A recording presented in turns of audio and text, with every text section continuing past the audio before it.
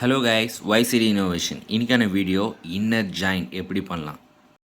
சின்ன பைப் நல்லா இப்படி ஃப்ரீயாக தள்ளி விட்டுட்டு இந்த பைப் நமக்கு தேவையான மாதிரி இப்படி கரெக்டாக அட்ஜஸ்ட் பண்ணணும். அட்ஜஸ்ட் பண்ணிவிட்டு இப்படி கை டைட் நல்லா ஃப்ரீயாக வந்து டைட் ஆகணும். இந்த மாதிரி இடத்தெல்லாம் ஃபுல் கை டைட் வைக்கணும். நல்லா அப்படி இழுத்து பிடிச்சி டைட் வைக்கணும். எவ்வளோ ஃபுல்லாக நல்லா அப்படி ஷேக் பண்ணி வைக்கணும். அது எந்த அளவுக்கு போய் டைட்டாக இதோ அந்த அளவுக்கு கையில் டைட் வச்சுட்டு தான் ஸ்பேனர் வந்து போடணும்.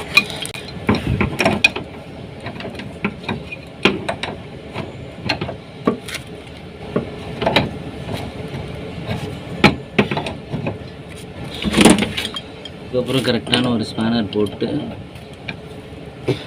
டைட்டு பார்த்துக்கு ஒன்று ஃபுல் டைட் வச்சுட்டு ஒன்று வச்சுருக்கேன். 2 கொஞ்சம் டைட் தான்.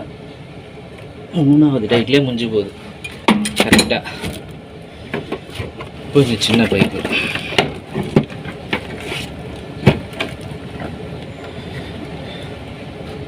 கரெக்டாக சின்ன பைப்பு நேராக வச்சு வலிச்சுக்கணும். வலிச்சுக்கிட்டு கையில் நல்லா அப்படி டைட் ஆகுதான்னு பார்க்கணும். இப்போ எட்டாமல் இருக்கக்கூடாது, எக்ஸ்ட்ரா இருக்கலாம். எட்டாமல் இருக்குன்னா கரெக்டாக போட்டு நல்லா பாருங்கள் கை டைட் வச்சிடலாம். நல்லா கையில் வந்து இப்படி டைட் வச்சிடணும்.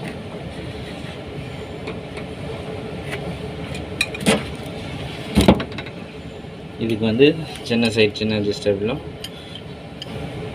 கரெக்டாக அட்ஜஸ்டபிளில் வந்து இது ஓவர் டைட் வந்து தன்னாலே ஆகிடும். நல்லா கவனமாக இதுவும் 1 2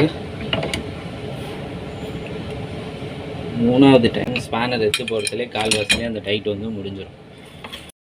ஏசி ஒர்க்கு கற்றுக்கணுமா? ரொம்ப ஷார்ட் அண்ட் ஸ்வீட்டாக நாங்கள் இந்த வீடியோவில் போஸ்ட் பண்ண போகிறோம். நம்ம சேனலை ஃபாலோ பண்ணிக்கோங்க.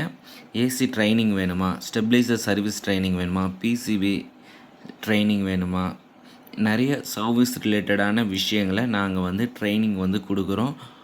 மறக்காமல் நம்ம சேனலை ஃபாலோ பண்ணுங்கள். காப்பர் டியூப் கரெக்ட் டைட் எப்படி வைக்கிறது?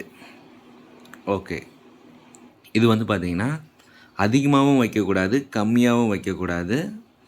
அதிகமாக வச்சா உள்ள காப்பர் வந்து மெலிஞ்சு போயிடும். கம்மியாக வச்சா கேஸ் லீக் ஆகிடும். அதிகமாக வச்சாலும் அது கட்டாயி கேஸ் லீக் ஆகிடும். அப்போ எப்படி கரெக்டாக வைக்கலாம்? ஏசி இன்னர் ஜாயிண்ட்டுக்கு தேவையான பைப்பு எப்படி இருக்கும் அப்படின்றத இந்த 2 மினிட்ஸ் வீடியோவில் இருக்குது. ஏசியோட பைப் டைட்னிங், அதுதான் இந்த வீடியோவோட கான்செப்ட்டு.